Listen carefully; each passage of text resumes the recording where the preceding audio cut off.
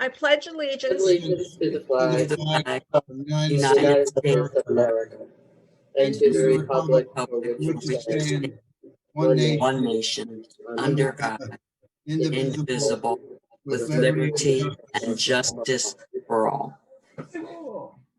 Thank you so much.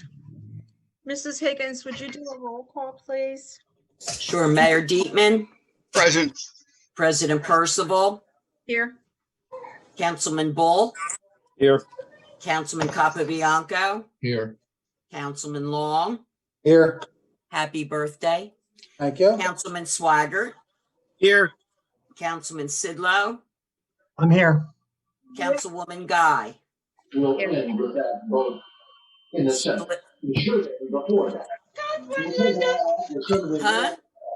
Who has staunchly defended. Solicitor Wills, Here. Engineer Catania, Here. Treasurer Crescenti, Here. Mr. Powers, Here. you have a quorum. Thank you. Everybody's had an opportunity to read the minutes of the previous meeting. What's your pleasure, please? Make a motion to pass last month's minutes.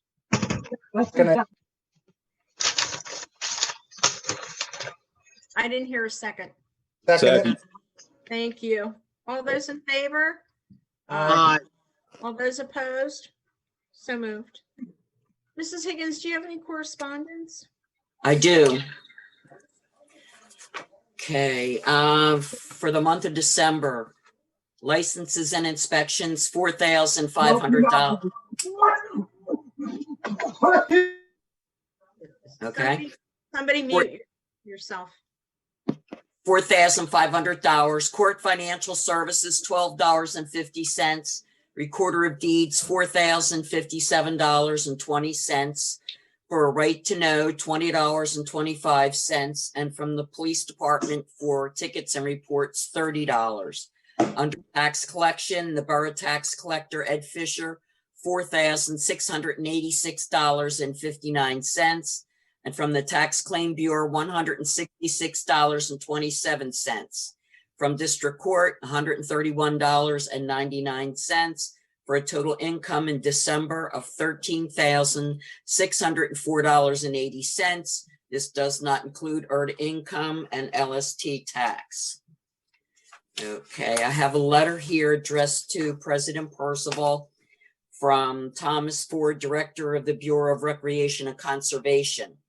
Dear Ms. Percival, the Bureau of Recreation and Conservation has completed reviewing all of the grant applications for the Community Conservation Partnerships Program, which were received in April of this year. We were able to fund many of those applications from Keystone Recreation Park and Conservation Fund, the Environmental Stewardship Act Fund, and several sources of federal funds. Unfortunately, we were not able to fund many good projects, and the project identified above was not selected for a grant, and that was for upgrades to the West Cole Memorial Park. We will not be getting that grant. Okay, I have another letter, and this is addressed to President Percival and Borough Council, and it is from Nathaniel Swaggart of 23 East Elbon Road, Nathaniel's 15. My name is Nathaniel Swaggart, and I came to Borough Council a while back seeking permission to do an Eagle Scout project for the benefit of the borough. Although my original project became unavailable, I would still like to do something for the town I live in. My current project proposal is to perform a tree identification and mapping activity along the walking trails in the Woodlot. In addition to this, I would also like to plant a couple of trees to help replace some of the trees that have been lost.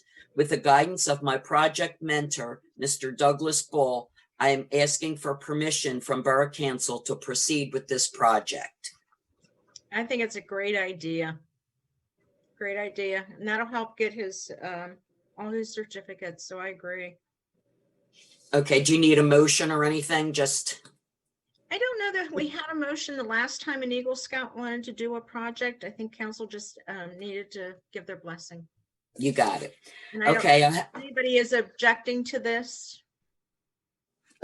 No. Okay, then it's a go. Mhm. Okay, this is from Laura Bartlett, and she sent it this morning. And it said, in regards to the agenda for tonight's meeting, I have a question I would like addressed.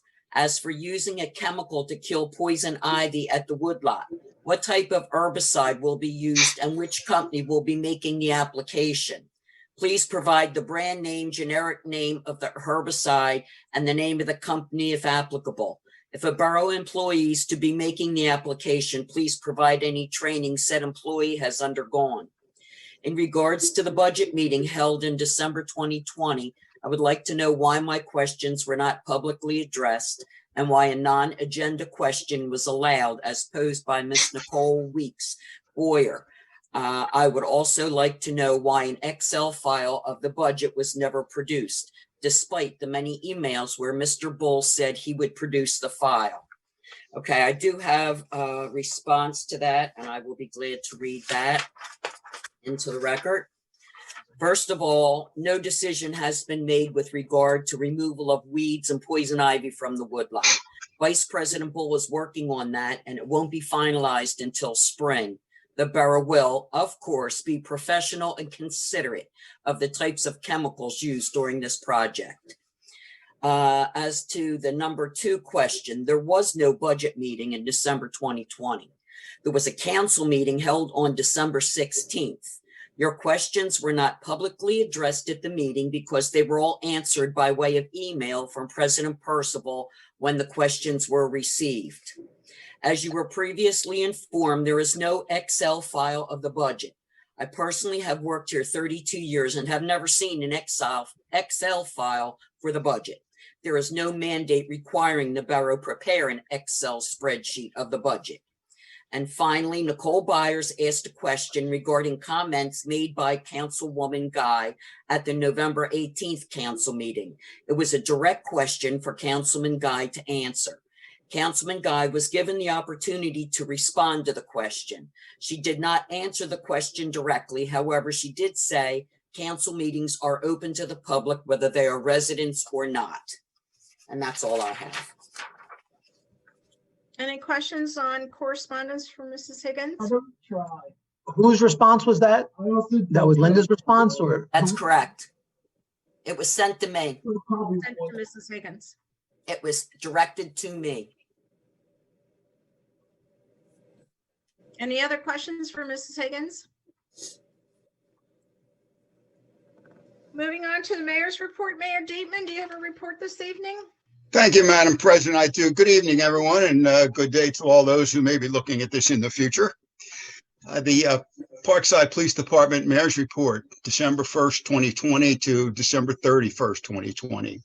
There were 6 crimes reported: 1 burglary, 2 thefts, 1 motor vehicle theft, 1 DUI, and 1 vandalism.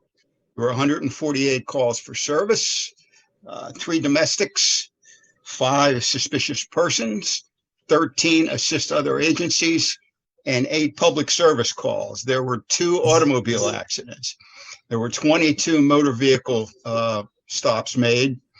The chief has left a note that early in December, the police department received several complaints regarding persons running stop signs throughout the borough. Officers were assigned to conduct details on stop signs throughout the borough for shift. From December 11th through December 30th, 77 traffic details were conducted, resulting in 22 stops. Moving on to a report for the year 2020 to Mayor Thomas Dietman from Chief Thomas Murray, dated 5 January 2021, year-end report for 2020. The following is a brief summary of the activities of the Borough Council Police Department for the year 2020. The year 2020 was a tumultuous one, to say the least. In March, we saw the country shut down due to a pandemic when the coronavirus struck with vengeance. The result was a major portion of the population nationwide, as well as in our small borough, being confined to home. Roads had very little traffic, and most businesses closed. Schools were closed, providing virtual instructions. As a result, police activity seemed to decrease as well. Then came the outcry of police brutality as a result of the death of George Floyd at the hands of the Minneapolis Police Department on May 25th. The ensuing weeks saw many protest demonstrations throughout the county, some turning violent and resulting in some property damage.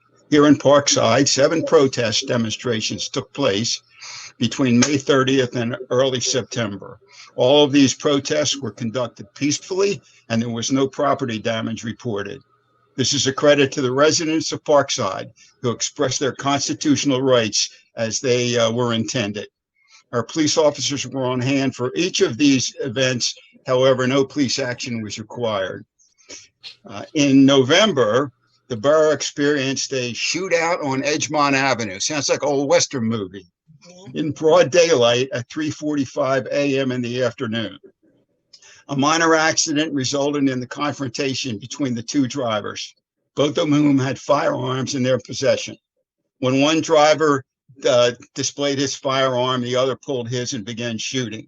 Fortunately, no one was killed and no innocent persons were struck. A miracle when you consider the traffic along Edgemont Avenue at that time of the day. On the following page, I have provided some statistics regarding the number of incidents in the borough, as well as the number of crimes.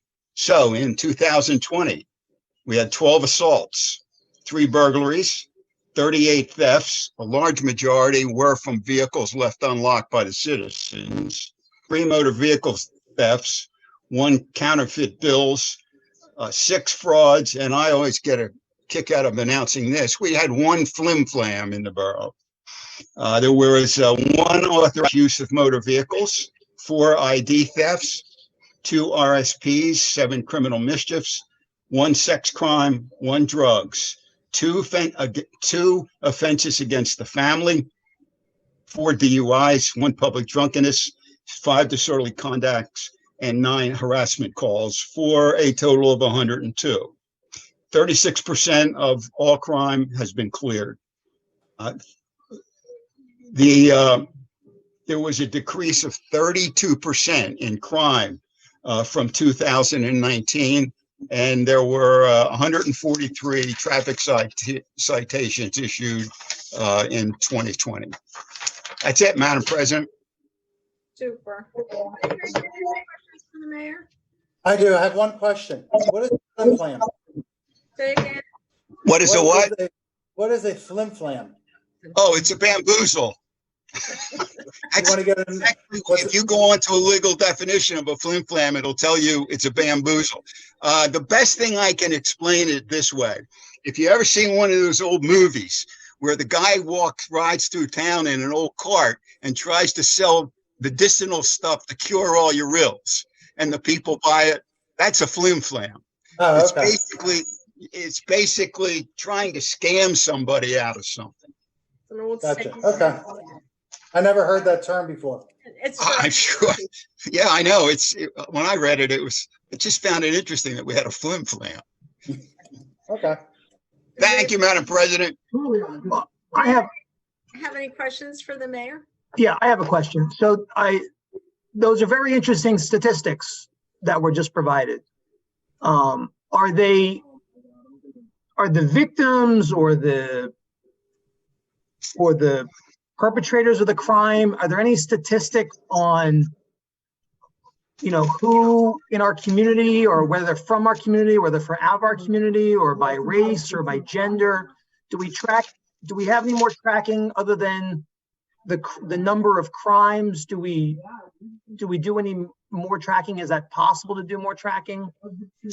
Those crimes and that information are transmitted to the Pennsylvania State Police, who break them down into categories and then turn them over to the FBI under the Uniform Crime Coding Act.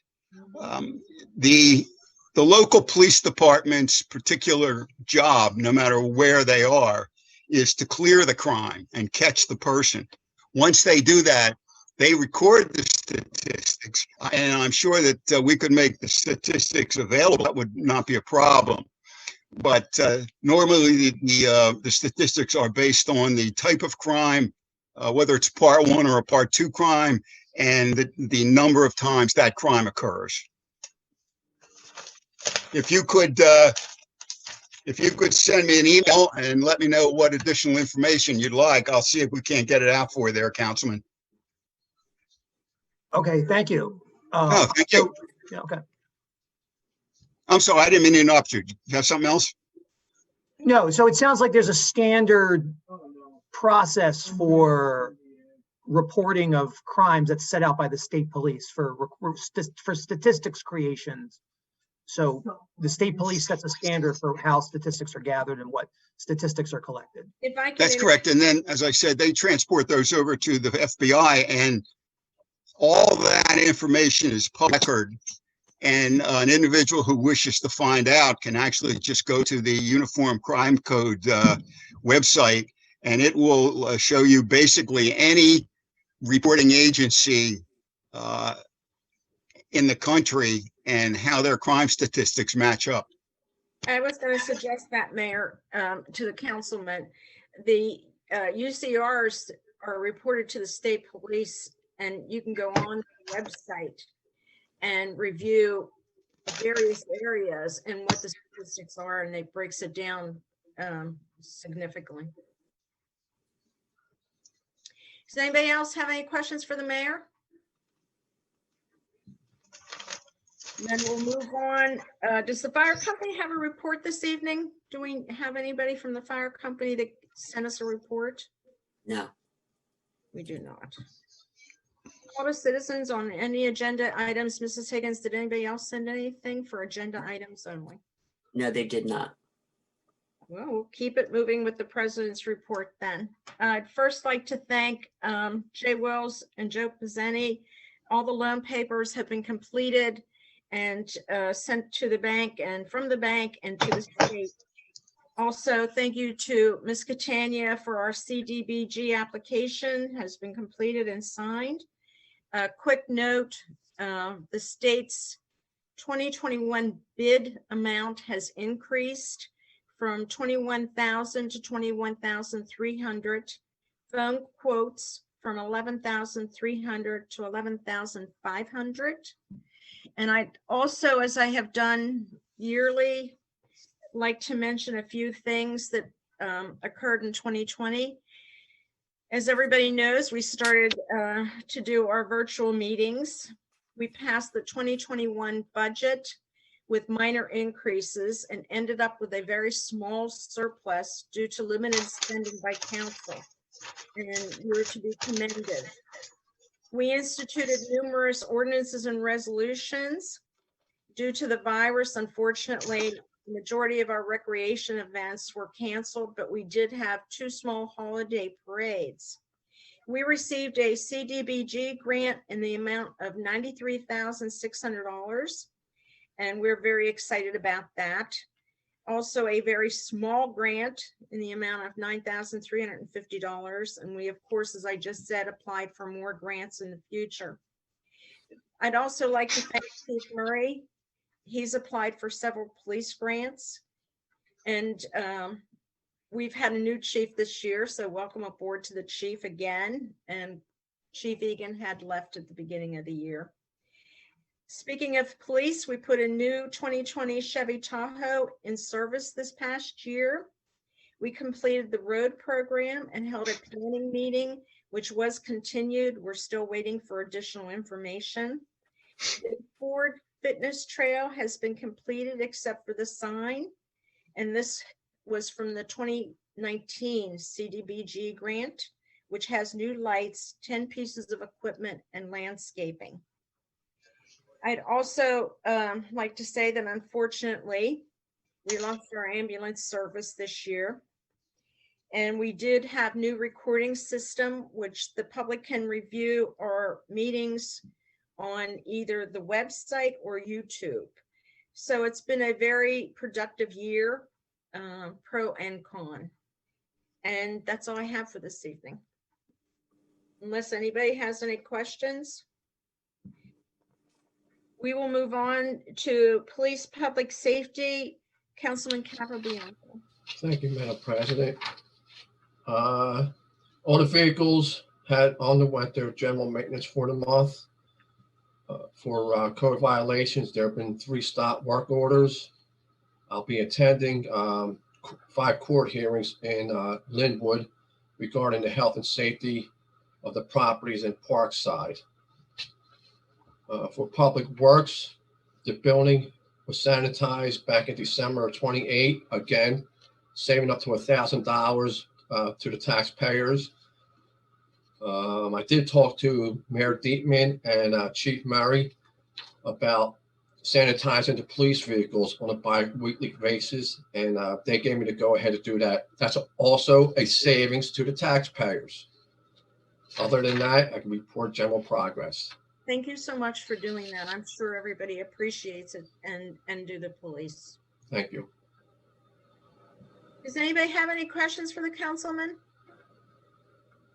Moving on to ordinances, Councilman Schwager. Thank you, Madam President. Before I bring up ordinance 564, I thought we received a letter from a citizen that wanted to be read regarding this ordinance. We did, and President Percival replied to that. His concern was concerning electric fences, which we've exempt from the ordinance. Okay.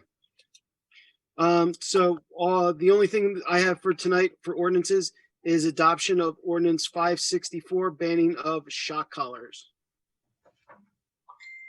Do you want to give a synopsis of this?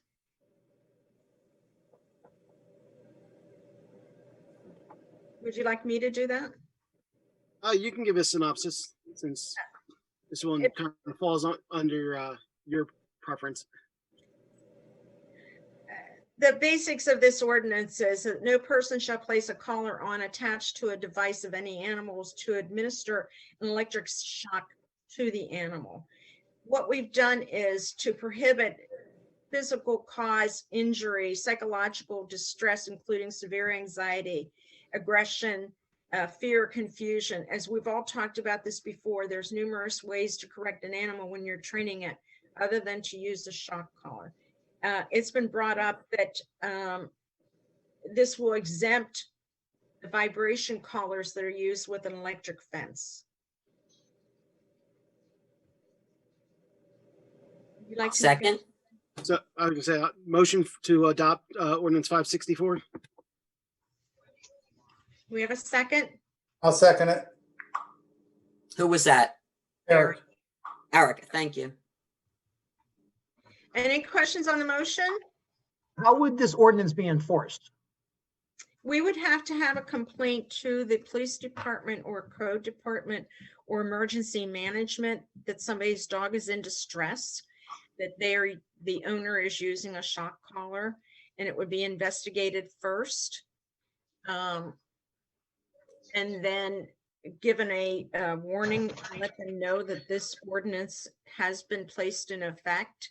If we get a second call to the same address for the same situation, then they would be cited. The first fine would be $100. It would go to second, it would go $200 and then $300, which is our usual maximum.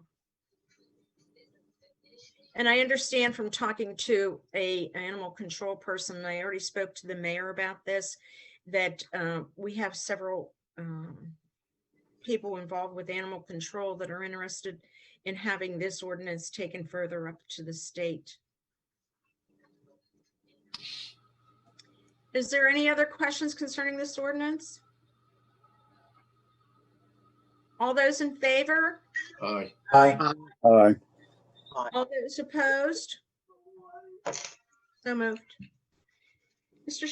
Councilman Schwager, do you have anything else? Nope, at this time, just report general progress. Super.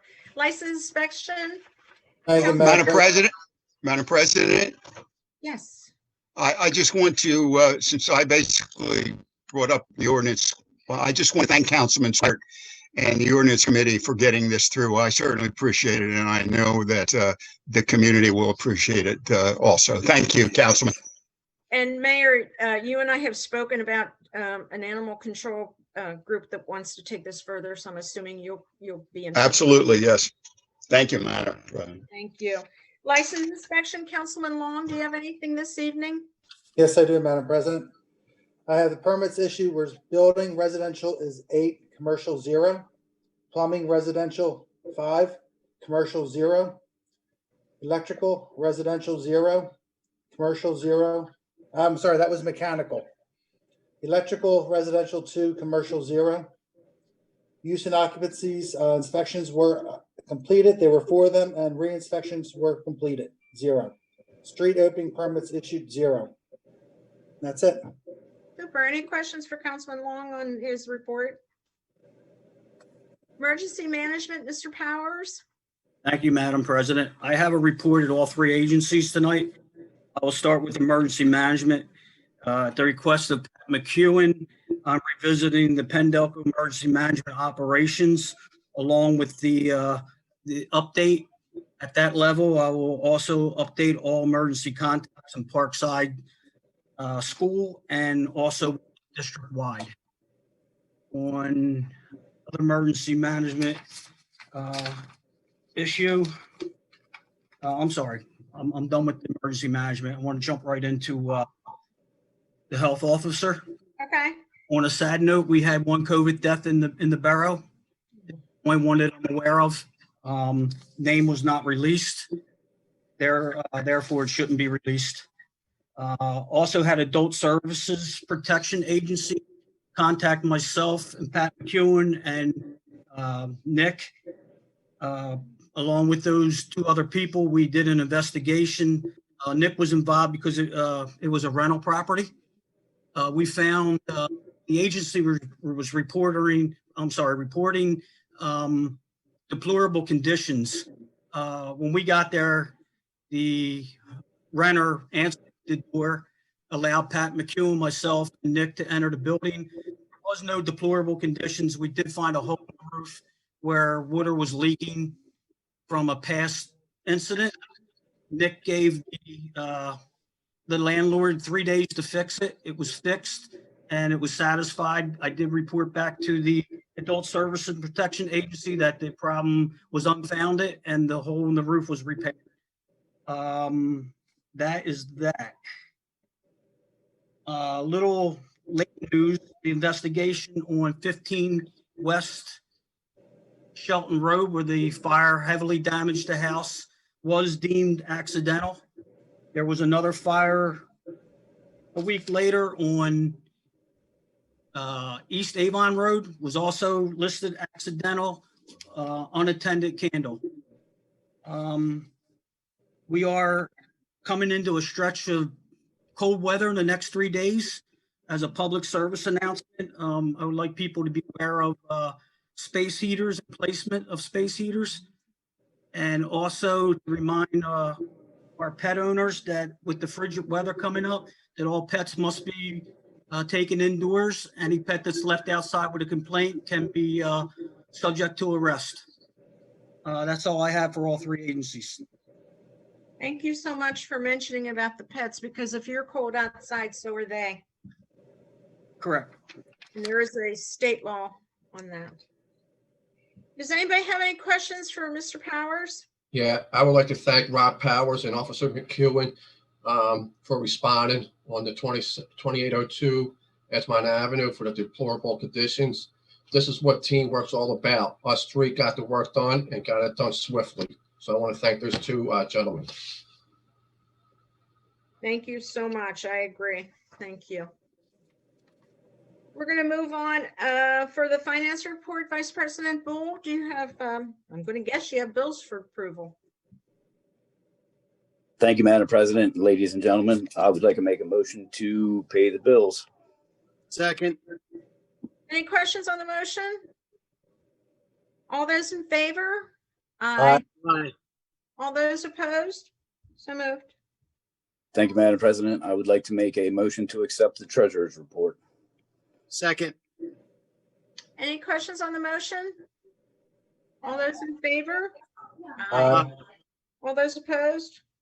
So moved. Thank you, Madam President. As always, Mr. Pacini has done a fantastic job, and all of council is to be thanked. The mayor as well for keeping everything nice and tight as far as we go with that. I would like to move on to some of the Ford Fitness Trail things that we have and the Woodlot. I fully support Nate Swaggart's Eagle project in the Woodlot.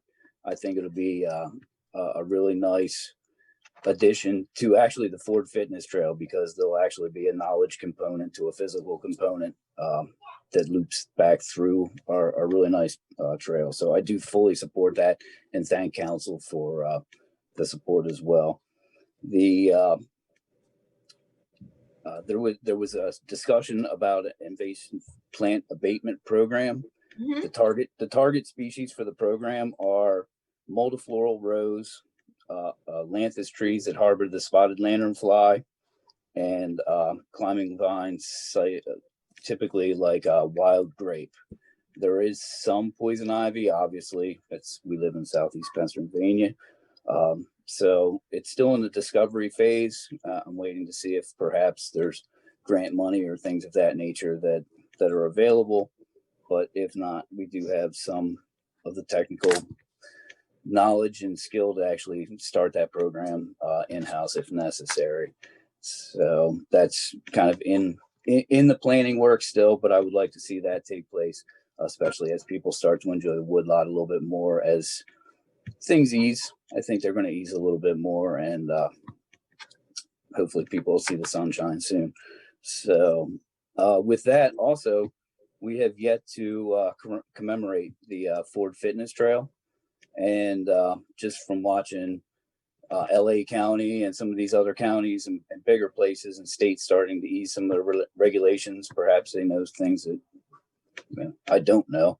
But I'm thinking that perhaps something early in the spring would be really nice to finish the signage and actually have something out there if indeed some of the regulations do start to ease for us. And then lastly, with the Woodlot is last year, the company I work for chipped up the Christmas trees. I'd like to do that again this year. It's typically a nominal fee. I don't think it was more than $300 last year.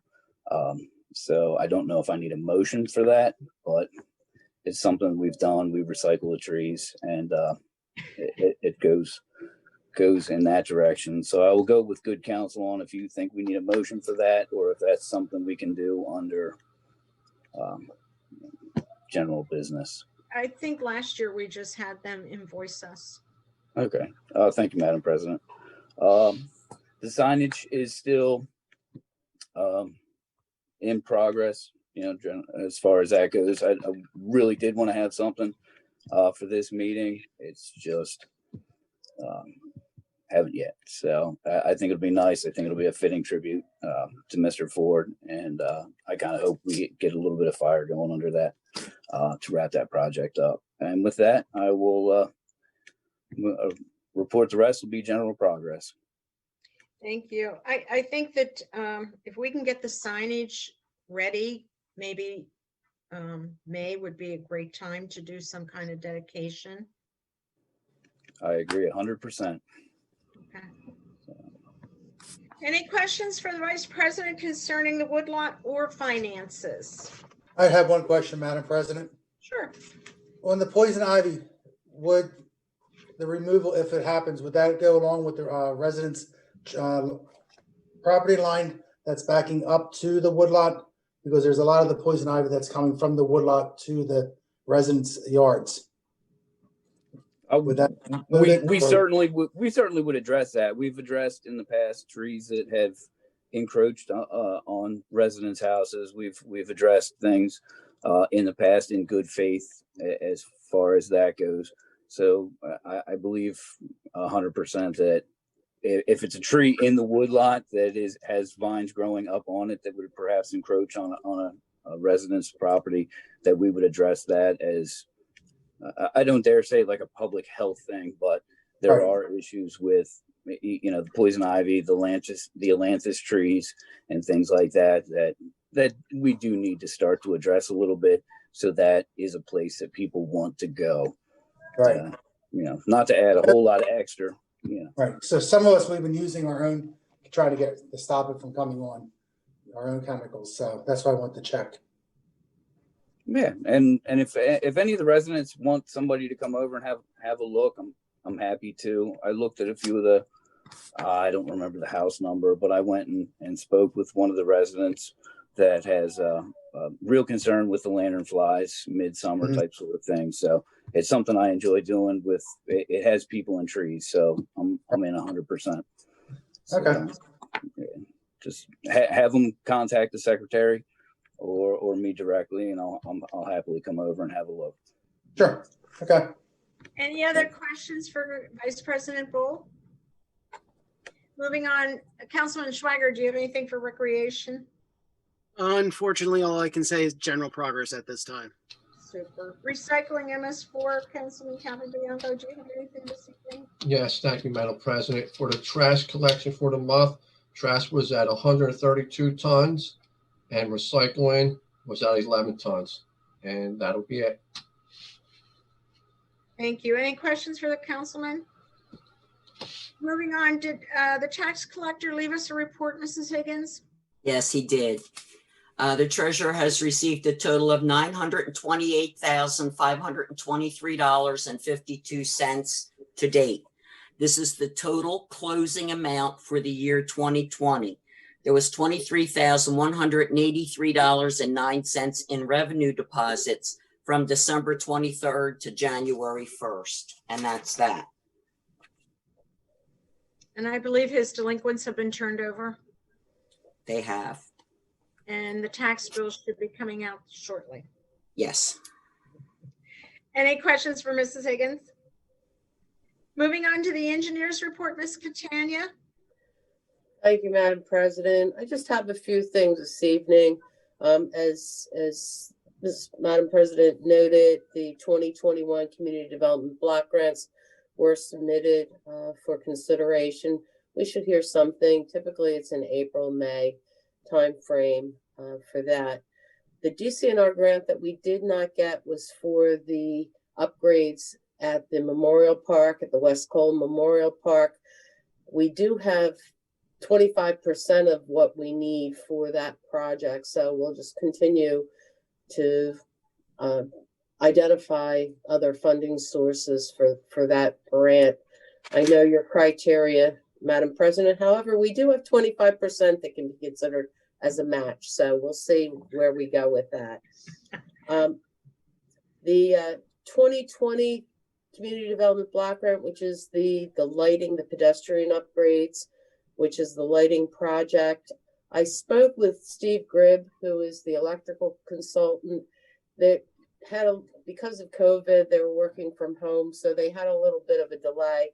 I'm hoping by the end of next month that we'll have we have the specification completed. It's just a matter of putting the form of proposal and making sure that the drawing that they did a couple years ago when we did the other piece, the other phase one of the project, is still allowable because we have such a distance between what we have existing and the other side of the borough that we're actually going to be doing. So hopefully I'll have next month an authorization to bid that project. Great. That's the plan. Steve has promised me that he'll have somebody take a look at it as soon as he can. So the 999, which is the PennDOT completion report for the 2020 road program, was submitted. Talking about the Eagle Scout project, and I thank Nathaniel for thinking of the Woodlot. I know that's important to him. It may be beneficial to once you have the trees identified to actually put, I don't know if you've seen them in Longwood Gardens and a lot of other places, arboretums. Actually, it will identify that tree or that plant right at that tree or plant. So it might be something. I have an idea of contacting somebody. If it pans out, maybe we can find some funding to do that as well. That would be wonderful. I'm sure they appreciate that.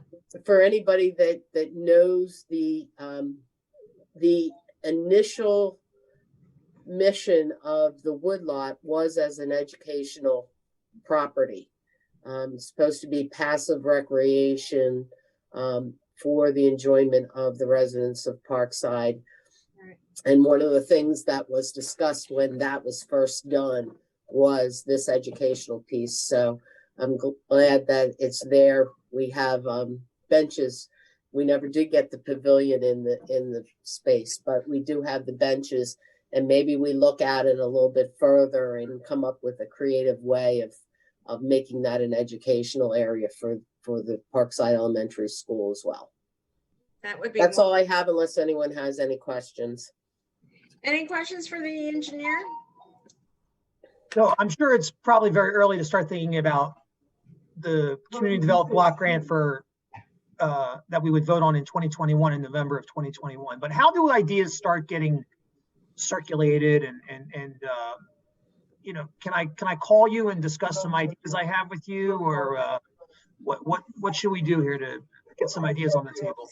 Well, just as an FYI, right now, the borough is not eligible or is limited eligibility for construction grants.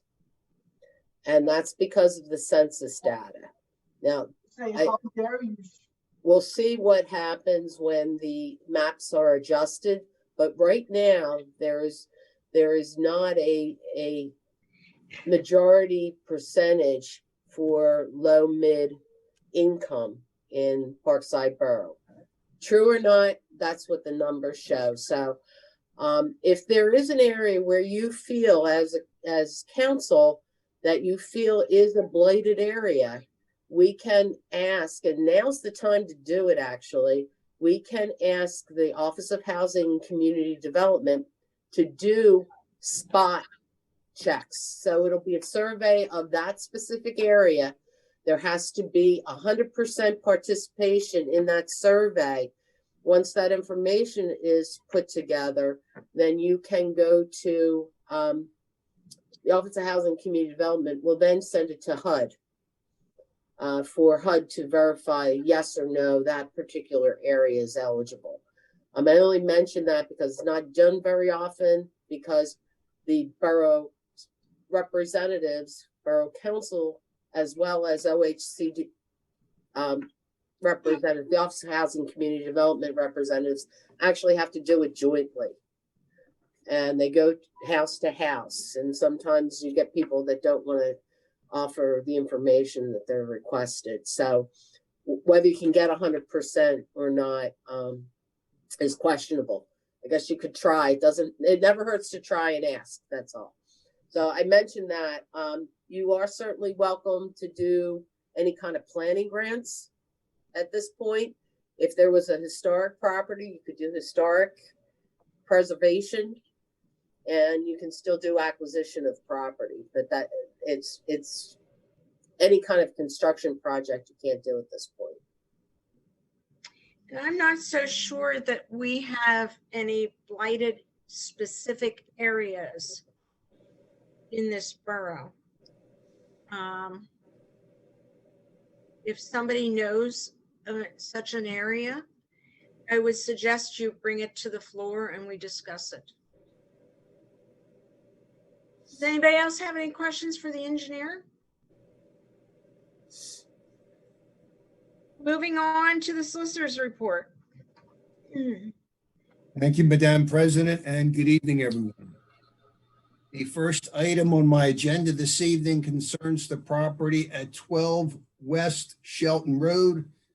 As everybody knows, this particular property sustained a significant fire loss back on December the 7th. I have recently been in communication with the fire insurance company that insures this particular property. And as a result of those discussions, they have forwarded to my attention a check made payable to the Borough of Parkside, amount of $24,851. That check was forwarded to the Borough Treasurer, Mr. Pizzeni, for deposit in a separate escrow account. The check was forwarded to the borough pursuant to the borough's fire insurance escrow ordinance that requires a partial escrow payment to the borough when a building sustains a significant damage as a result of a fire loss. Payment is made to the borough to ensure that the property owner fully restores the property as confirmed by the borough's building code official. Upon confirmation by the BCO that the property has been fully restored or repaired, the borough would then be authorized to make payment to the property owner / policyholder. Obviously, in the event the building is not properly repaired and or restored, the borough can then utilize the insurance proceeds to hire a contractor to secure the particular property. Second item on my agenda concerns Sharon Savings Bank. They were recently in touch with me earlier this month regarding the borough's 2021 tax and revenue anticipation note. Apparently this year there was some additional legal documents they asked the borough to execute. Those documents were forwarded to the council president and the borough secretary, who duly signed and executed those documents. They were then forwarded to Sharon Savings Bank, and I am pleased to report that the 2021 tax anticipation note has been properly funded. Third item on my agenda concerns the 21 municipal trash liens that I just recently filed in the Delaware County Court of Common Pleas for delinquent property owners who had not met their 2020 municipal trash obligations pursuant to the ordinance. It allows us to obviously file the municipal liens and assess the property owner, the legal fees, as well as the court filing fees that are associated therewith. Finally, I'm pleased to report that to date, there are no 2021 tax assessment appeal cases filed for property owners here in Parkside Borough, which is certainly good news given the fact that every property, every tax parcel in the borough was recently reassessed pursuant to court order.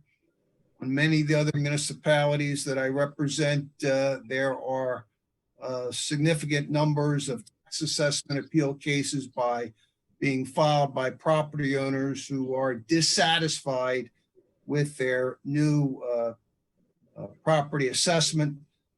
Again, pursuant to court order, the deadline has been extended until January 31st. So technically, there's a few days left in the cycle where potentially a property owner, whether it be either a commercial or residential property owner, can still file a tax assessment appeal with the Delaware County Court of Common Pleas if they are dissatisfied with their new property assessment. Other than that, Madam President, I can report general progress. Does anybody have any questions for the solicitor? Hearing none. Mrs. Higgins, anything concerning call to citizens? None. Does anybody have any unfinished business? We're going to move on to new business. I understand Mr. Sidlow has some new business this evening. Yes, thank you, President Percival. So I'm coming back to an idea I suggested via email at the beginning of last year, and thought I'd put it as a motion on the table this year. So PICO provides all kinds of services for all kinds of different entities in terms of their energy use. And one of the services they provide commercial customers like the Parkside Borough building with free energy audits. Now, it's not a comprehensive energy audit. It's not going to evaluate the mechanical systems and the building shell, meaning the insulation in the attic and stuff like that. But it will be an energy audit of the lighting and electrical consumption in the building. There's no charge to us. It'll take about an hour and a half, 2 hours. I'd be happy to participate along with the auditor as well. I think Mr. Capibianco would like to participate as well. And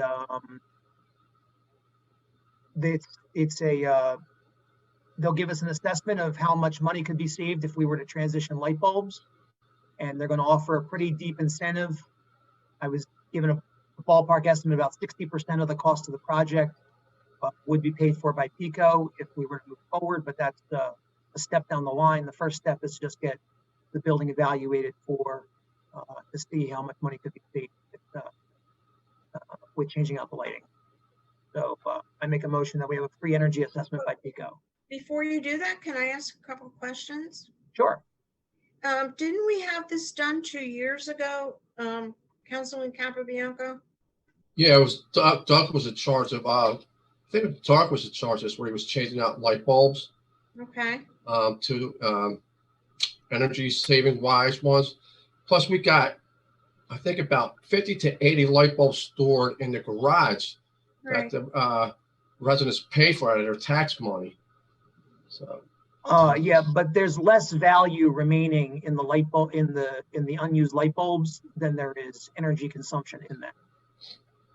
Right. But once you pay for something out of taxpayers' dollars, isn't it foolish to throw them out and spend more money to upgrade something else? All right. Well, at this point, I'm not suggesting we throw out anything. I'm proposing that we get an evaluation to see how much money could be saved if light bulbs were to be changed and PICO were to offer us a deep incentive to make that change. And that was not budgeted for, am I correct? It was not budgeted for, but I'd like to see how the numbers come out, and then we can decide if it's not in the budget to do it. Okay.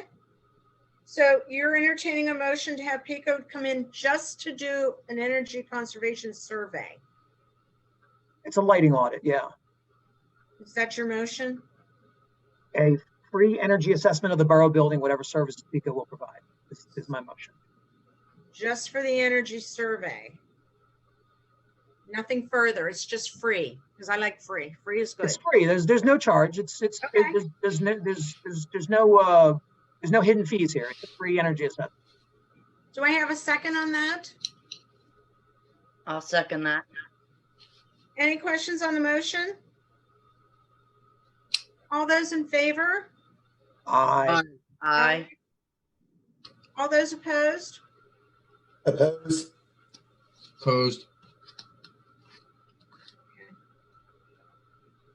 Does anybody else have anything under new business? Did the motion pass? Yes, Madam President, I do. go ahead. I don't know if anybody on council or I doubt the residents know that. I would say approximately a week or 2 weeks ago, somebody from outside the borough came into the borough and hung up signs all throughout. I'm not sure if it was on the west side, but I know on the east side, just about every telephone pole stating that if he would buy your house for cash. He nailed them onto every pole and then beelined out. And code enforcer Capiabanco was informed, and I just want to thank him. He went around on his own time, removed every sign off of the poles. Then he called the guy who, when Nick told him who he was, he hung up on Nick. Am I correct, Nick, on that? No, you're correct. And then when Nick called him back and said he was going to be fined for every sign, and I'm not sure how that ended on that part. But I just want to thank him for going around, because this is a type of guy that makes boroughs trashy. And Nick got right on it and took him down.